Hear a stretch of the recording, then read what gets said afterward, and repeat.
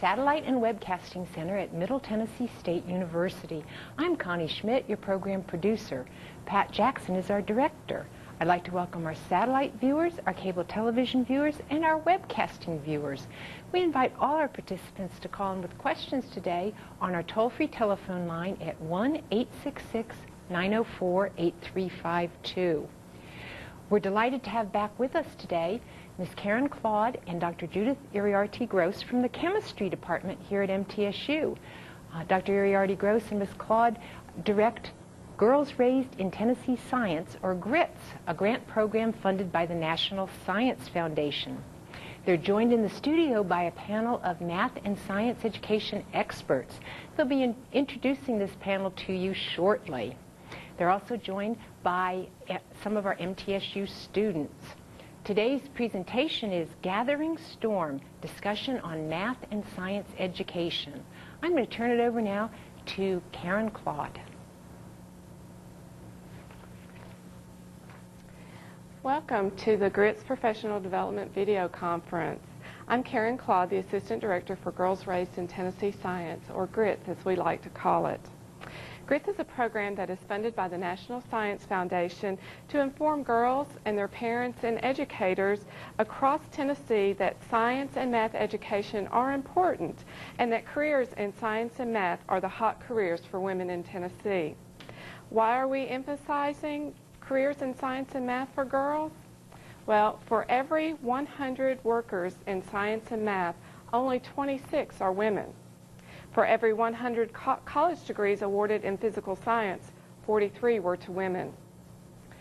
For every 100 college degrees awarded in computer science, 27 were to women. For every 100 college degrees awarded in engineering, only 19 were awarded to women. We want to change this. This is why we developed GRITS. We want these numbers to increase, especially for girls raised in Tennessee science. At MTSU, in addition to GRITS, we have other programs that support girls and women in science and math. One program is Expanding Your Horizons in Science and Math for middle and high school girls.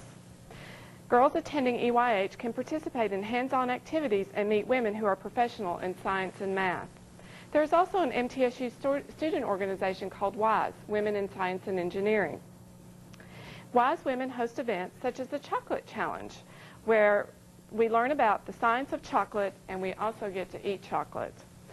WISE also hosts an annual Women in Science invited lecture. Women in science and math are also encouraged to participate in undergraduate research, which is a valuable experience that prepares women for the workplace. MTSU supports women in science and math. Thank you again for joining us in this professional development conference. I would like to turn it over to Dr. Gross now. Thank you, Karen.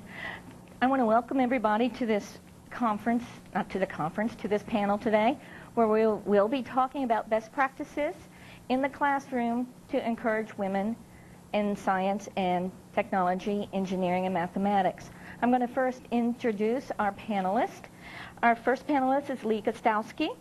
She is currently the coordinator of the Earth, Energy, and Civilization Project, which is a program dedicated to providing informal science education to students and increasing student interest in science, technology, engineering, and mathematics. A former middle school teacher, Lee holds an undergraduate degree in biology and is a doctoral candidate in biological sciences. She has also worked with the Middle Tennessee State University Expanding Your Horizons Conference and the Women in Science and Engineering Group to sponsor after-school science activities at a middle school serving a high percentage of low-income students. Our next speaker is Linda Jordan. She is the science coordinator for the Tennessee State Department of Education, Division of Curriculum and Instruction. She's held this position for 13 years. She provides technical assistance to local education agencies and coordinated the recent revision of Tennessee's state science framework. She co-authored Standards in the Classroom, an implementation guide for teachers of mathematics and science.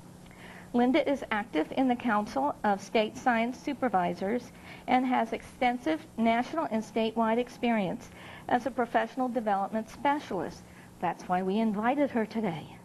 Before assuming her present position, she taught high school biology at Lenoir City High School for 9 years. She earned her Master's of Science and EDS degrees at the University of Tennessee, Knoxville. And I'd like to now introduce Dr. Dovie Kimmons, who is an Associate Professor of Mathematics at MTSU and is Associate Director of the Tennessee Mathematics, Science, and Technology Education Center. She has been on the faculty at MTSU for 24 years. Dovie is a mathematics education specialist who specializes in working with pre-service and in-service teachers. And that's why we invited you here today.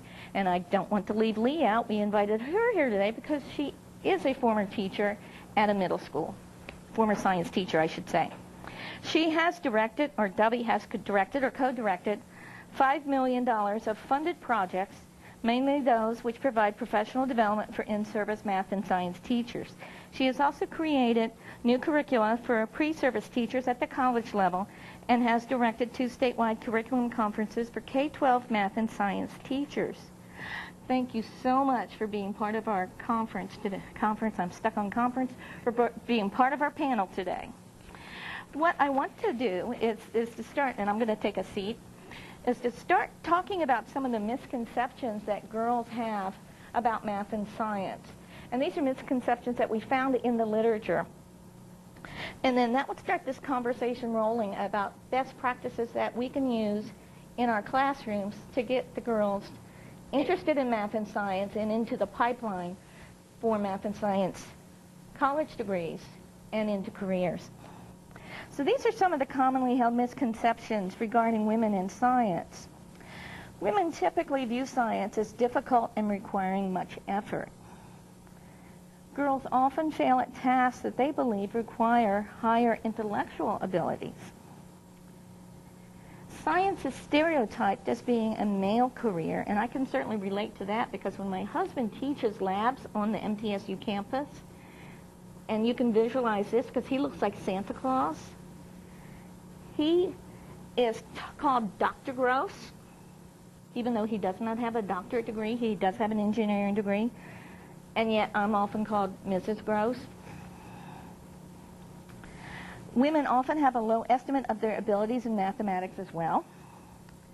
Women often feel that they are required to do better than male students and must prove their competence before they will be taken seriously in these majors, in the STEM majors. Girls tend to lose confidence in their abilities and tend to lower their career goals as they grow up. And this tends to lead younger women to taking fewer math and science courses as they advance into high school and college.